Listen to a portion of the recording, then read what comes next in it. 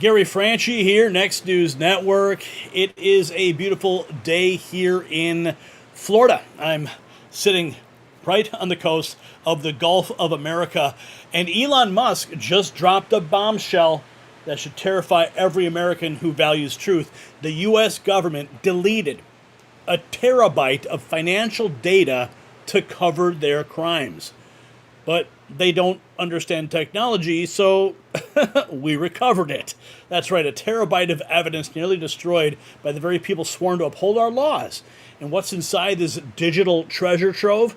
Well, according to the insiders at DOGE, millions of illegal immigrants are on taxpayer-funded benefits set up to collect maximum payouts while you struggle to make ends meet. Worse yet, evidence is suggesting many voted illegally in 2024 as well. Well, President Trump immediately backed Musk's efforts, calling him amazing, very smart, he's done a good job, but the deep state is not surrendering without a fight. They're now targeting Tesla owners in what can only be described as technological terrorism. While Elon Musk is exposing data corruption in government systems, there's another hidden threat lurking in your daily life: corruption of your testosterone levels. Just as deep state operatives tried deleting terabytes of incriminating financial data, there's one unexpected food silently destroying your hormonal health. The real shocker, it's not what you think. Just as government officials don't understand technology, according to Musk, most men don't understand is what's actually draining their testosterone. This one supposedly healthy food is scientifically proven to devastate testosterone levels, and you're likely eating it several times weekly. Cutting this single item from your diet could transform your energy, motivation, and physical performance faster than Musk recover that deleted government data. To discover what this testosterone-killing food is, visit sculptnation.com/NNN before the establishment buries this information too. Okay, let's get into it. Tom McCullough reporting directly from the White House as anti-Elon protesters going absolutely insane. Listen to this. Hey guys, the audio is going to be terrible, but we're just walking back over to get a reporter into the White House with us, Miss Corinne. She's going to be staying out today. And as we were getting ready to walk in, we saw all these nice paid former federal workers talking over here. Ho ho.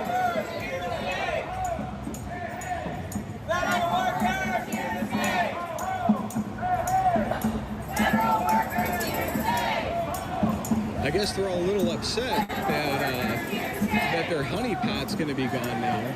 Federal workers here to stay. Hey, hey! Federal workers here to stay.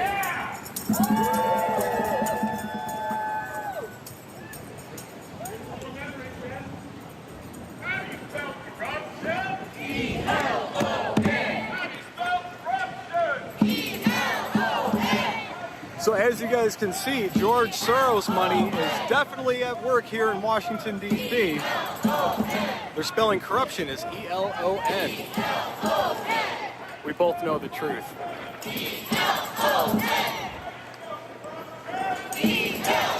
Things are crazy, guys. Hopefully we don't have another summer of love coming up. And I know the video is super shaky. My gimbal stabilizer's back at the White House. And all these wannabe protesters. Oh, there's a personal message here, guys. They're probably going to pray to some spaghetti monster. All right, God bless, and let's keep up the good work, and hopefully Elon Musk cuts all this crap out. Tom McCullough on the scene at the White House, and you can see all those paid protesters. Yeah, it's funny. Yeah, the people say they don't have a job. Well, they do have a job. They're gainfully employed by George Soros. And we're learning this, a question being raised, Elon Musk stepping down from Doge. Well, we do know that he did put an expiration date on Doge's efforts. I think it was June of this year. Well, let's just hope and pray that we can get all the corruption done beforehand. But if he can set it up and then let it go into motion and step back and keep the Doge boys in play, he's very easily can step back with no problems. Let's listen. Elon Musk. So it is being reported that Elon Musk will be stepping down from Doge at the end of May. And while there will be speculation that he did so under duress because of the pressure that he has received from his companies, the truth is that Elon was a special government employee, which means he could only work for 130 days. And then beyond that, he has to become a government employee. And that just doesn't make sense for Elon Musk. He has XAI, he's got X, Starlink, Neuralink, SpaceX, you name it. So his time is better served focused on his own companies and his innovations. But I want to personally thank Elon Musk for shedding light on Doge. Clearly his team is competent and professional, not a bunch of 18-year-old, 17-year-old, 19-year-old tech geeks. They're accomplished individuals.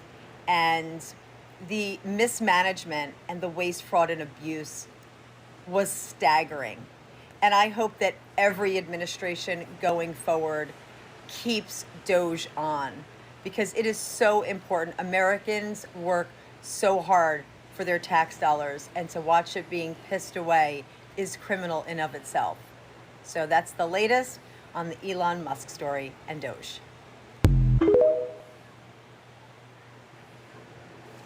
So it is being reported that Elon Musk will be stepping down from Doge. Just as I said, June is the expiration date, it appears. So the end of May. We're going to wait and see what happens, but if the ball's in motion with Doge, we have nothing to worry about. Elon Musk says that the U.S. government deleted a terabyte of financial data to cover their crimes. Wow, someone is going to be arrested tomorrow for stealing 400,000 social security numbers and selling the information. Here's Elon Musk. Identification information in fact, I believe someone is going to be arrested tomorrow. This is someone who actually stole 400,000 social security numbers and personal information from the social security database, and was selling social security numbers and all the identification information in order for people to basically steal money from Social Security. And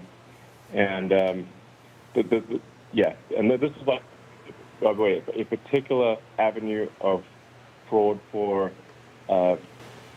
like illegal immigrants and for voter fraud, because the main way that identification is established in the United States is via Social Security. So if you compromise the Social Security system, you can basically get people to get de facto registered to vote, even if they're not citizens, and to get a bunch of benefits and to milk the system. It's pretty insane. Like the Democrats basically taken every part of the government that could possibly be bent towards providing financial incentives for illegal immigrants to come to and remain in the United States, whether it's Social Security, disability, Medicare, unemployment, even like IRS refunds without any income. It's wild. The diverted FEMA funds, which is supposed to be for helping Americans in distress from natural disasters, to pay for luxury hotels in New York for illegals to stay there. In fact, they're still there. Those hotels are still active. In fact, I believe someone is going to be arrested tomorrow. Well, let's just hope and pray that someone is finally arrested, because there needs to be accountability.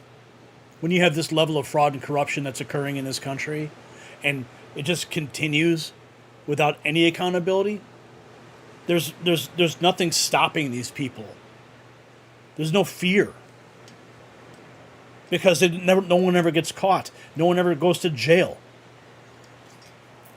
Every system of this government has been exploited.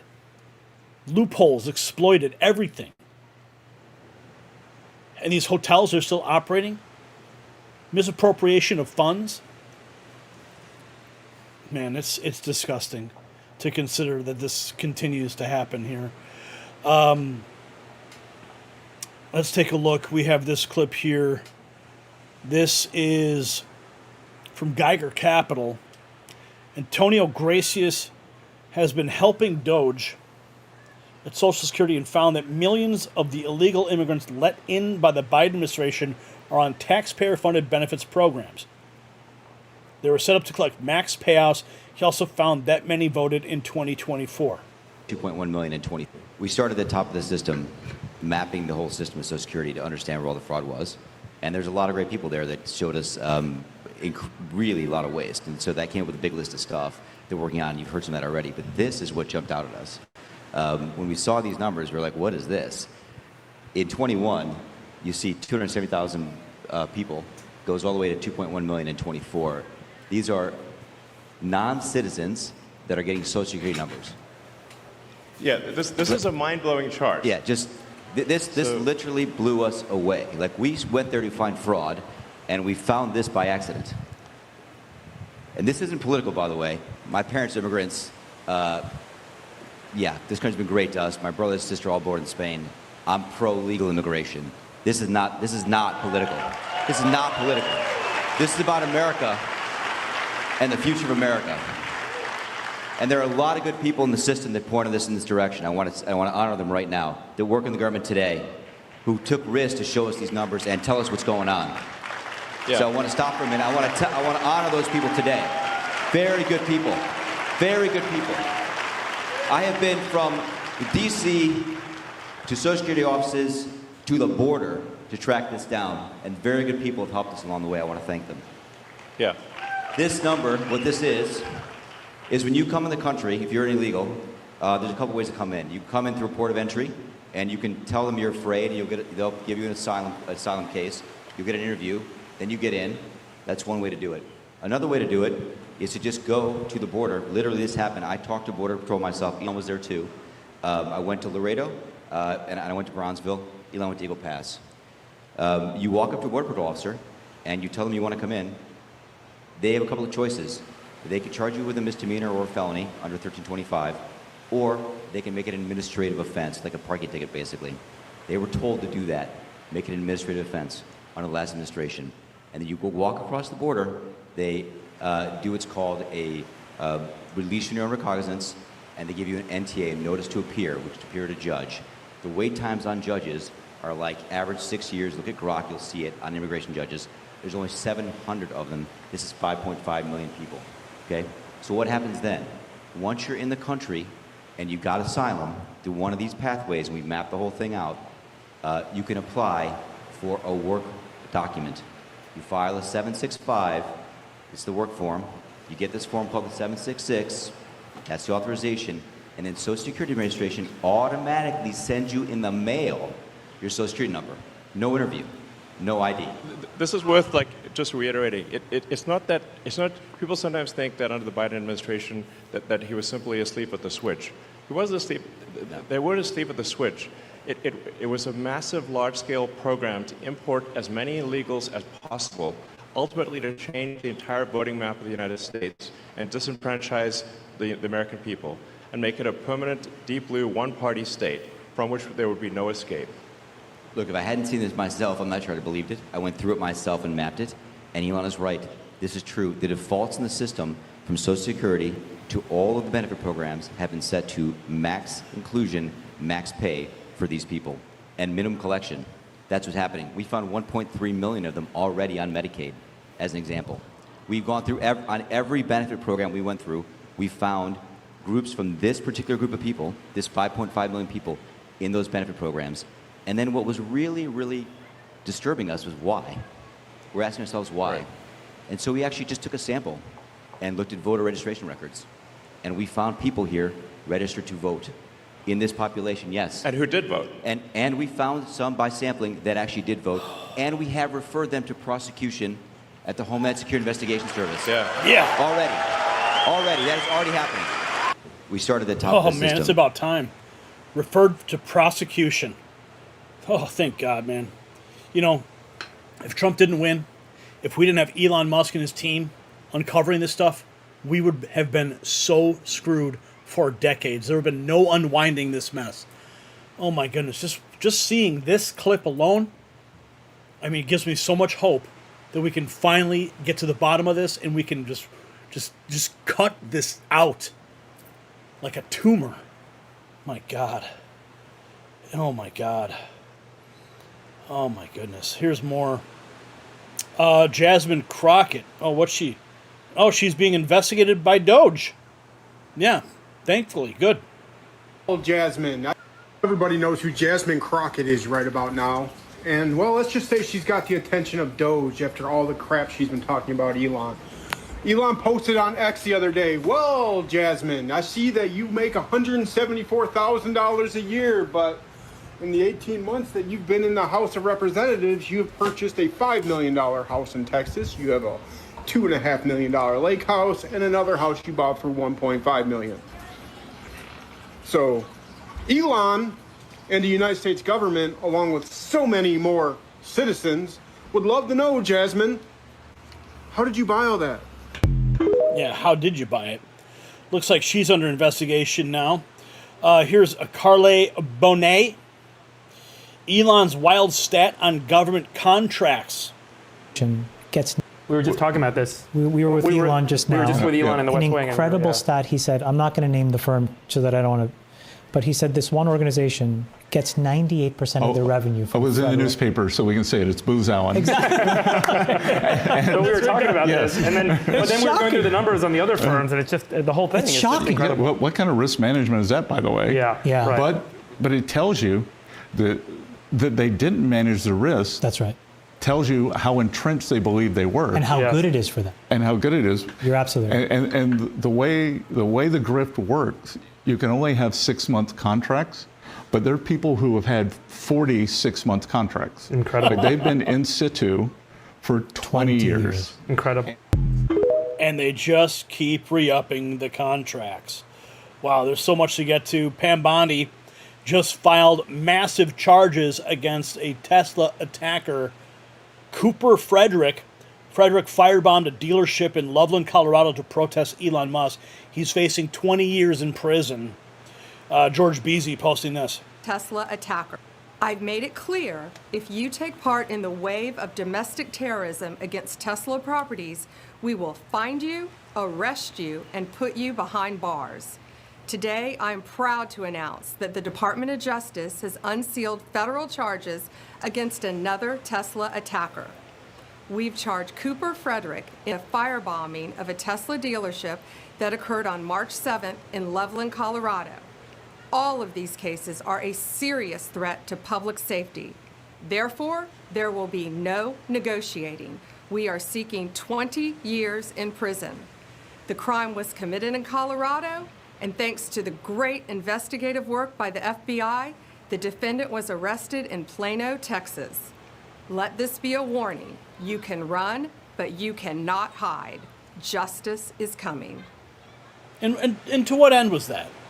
You're going to firebomb a Tesla facility because you don't like what Elon Musk and the Doge boys are doing in D.C.? Okay, we covered this before. Elon only owns 12% of Tesla. You're not hurting Elon Musk. The guy is well diversified. Okay, you're only hurting yourself. Every Tesla vehicle has cameras all around it. You look like morons when your faces show up on X all day long and people are hunting you down because they can now figure out who you are. It's ridiculous. And now, well, we have one person facing 20 years in prison. Here's one. Tyrus administers a major burn to the liberal Tesla car keying commandos. I raised their... Tyrus, what would you do if someone keyed your car? Oh. What if they thought you were, What do I typically do when someone keys my car? I raise their children.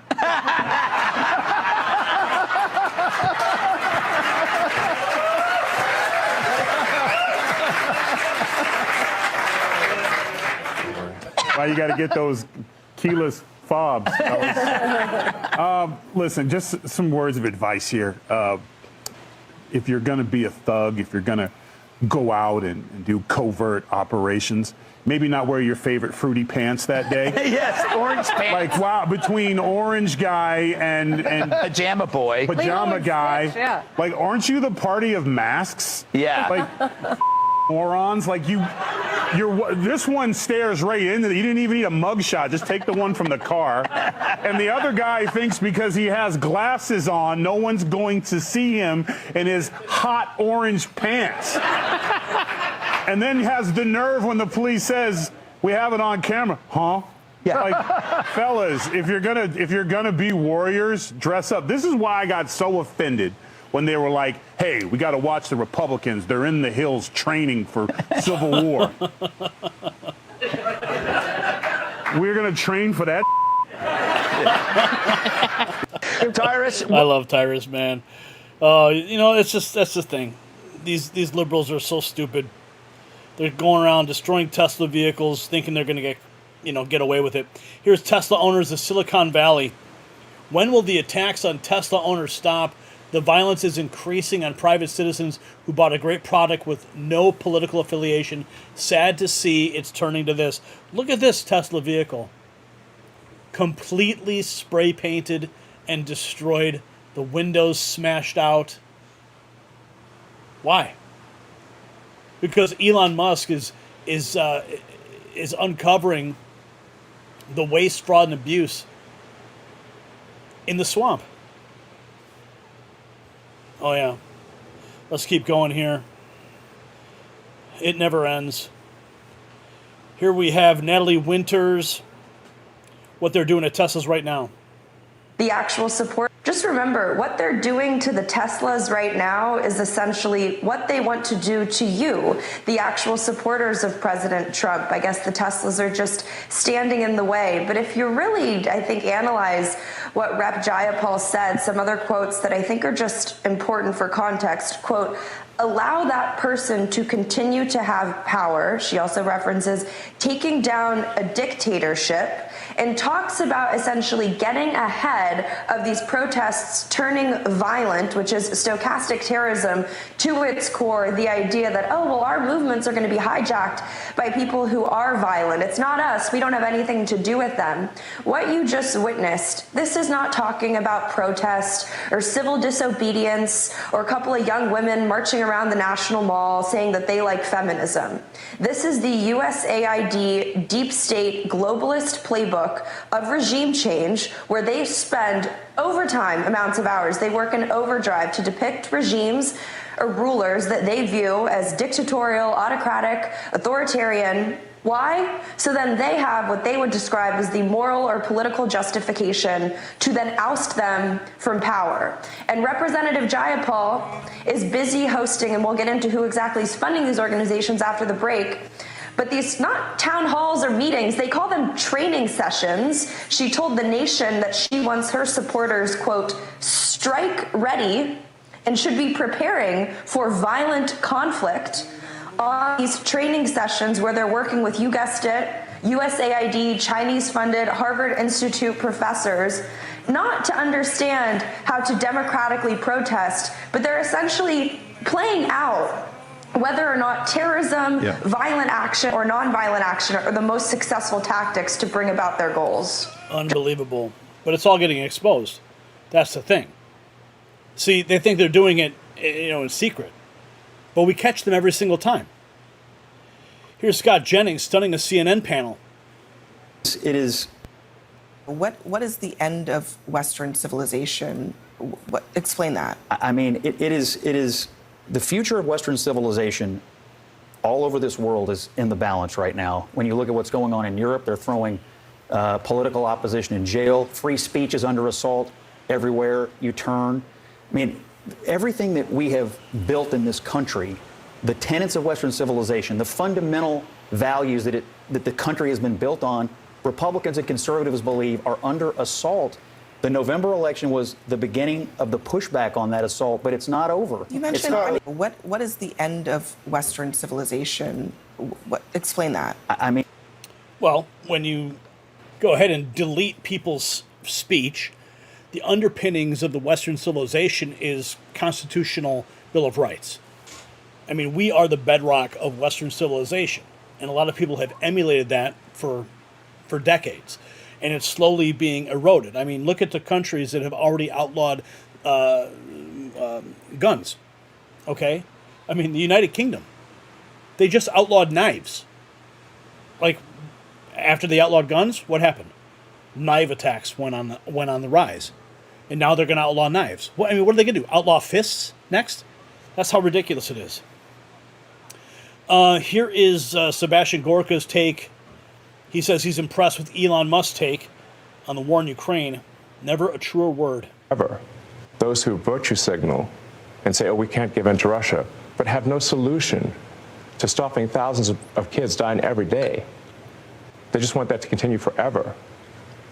I have contempt for such people. I don't want to make that clear. Because their virtue signaling and their lack of a solution means that kids don't have a father. It means that parents lost a son. For what? Nothing.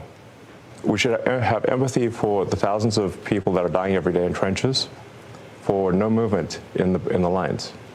So the borders remain the same. For the past 2 years, thousands of people have died every week for nothing. For what? And I take great offense at those who put the appearance of goodness over the reality of it. Those who virtue signal and say, oh, yeah, that's what it's about. Changing your Facebook profile picture to have a Ukrainian flag as if you're standing for democracy. But what about all the people that are dying and all the money that's being spent everywhere?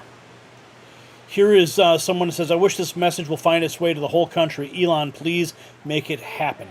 Received money. Has the DOGE team found any evidence that any of the radical left Democrats like Maxine Waters, Adam Schiff, Chuck Schumer have received money directly from USAID? And if so, will we be hearing about that evidence anytime soon?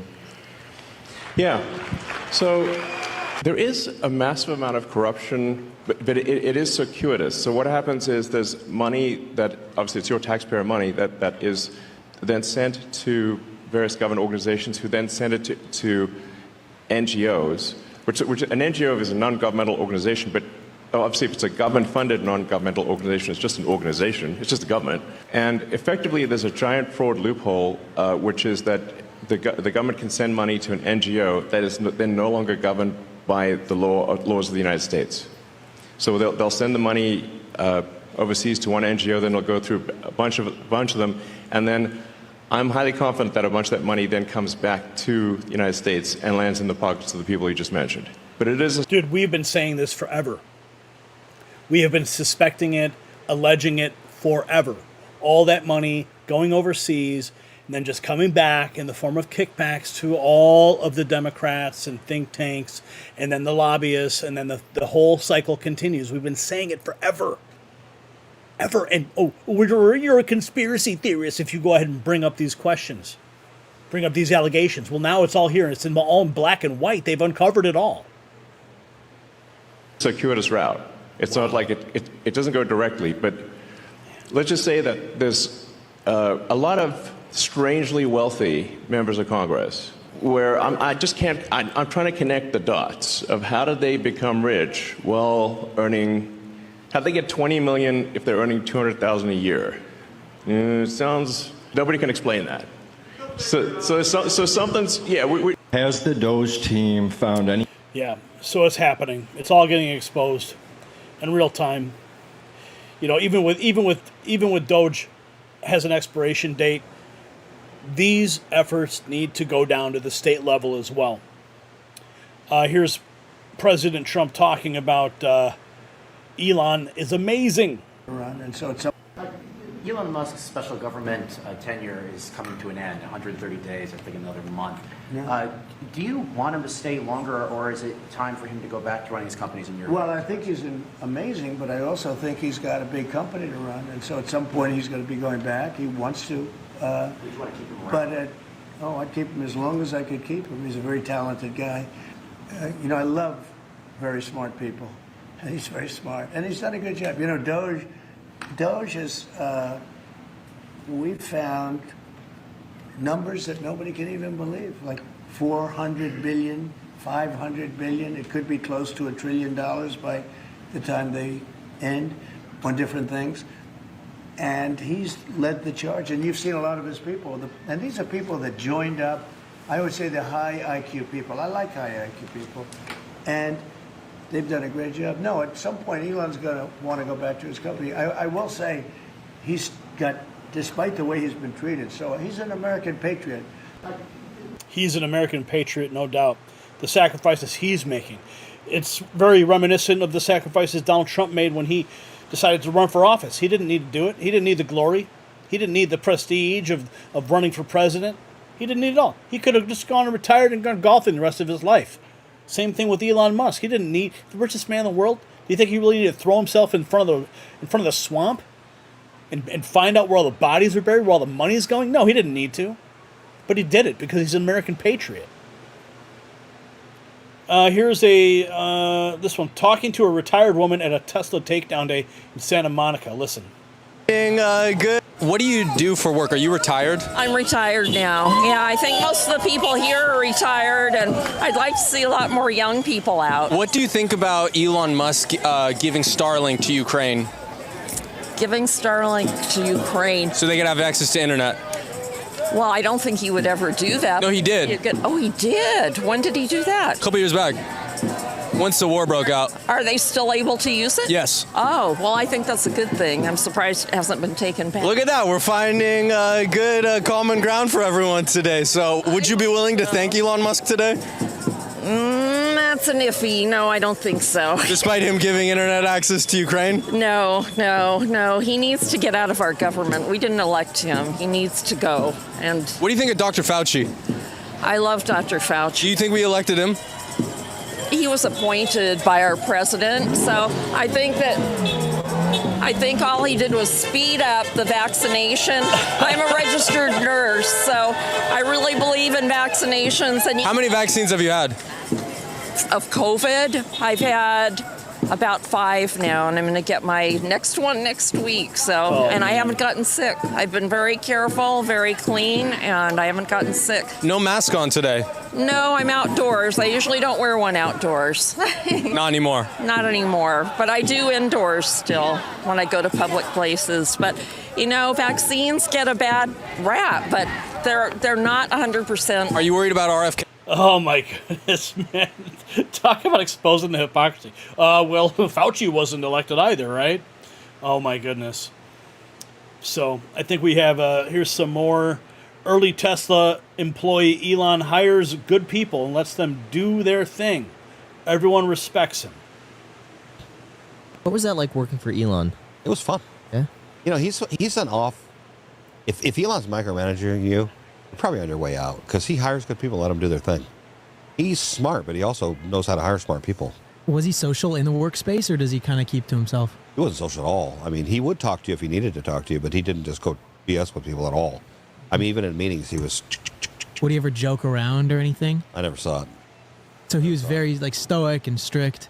He was very, I think he was very disciplined. I stayed in the Fremont Marriott Hotel for almost 6 months straight while they were setting up the factory and stuff. And Elon's kids stayed there, too. And, you know, one of the respectful things that everybody at Tesla did, which I thought was just, without even saying it, he had this old, if you go to the Fremont Marriott Hotel and you go in the front door and hard to the right, there's a bunch of little cubby you can sit back in the corner back there. That's where him and his kids went. And you know what? Nobody disrespected him. Nobody went over there and talked to him. When he was with his kids, nobody said a word. The place was quiet. Everybody catered to him, to his kids and him. And it was just, I admire the guy for the way he took care of his kids. It was, you know, that's the side of Elon not everyone gets to see. What was that like working? So the digital battleground is where the future of America will be decided.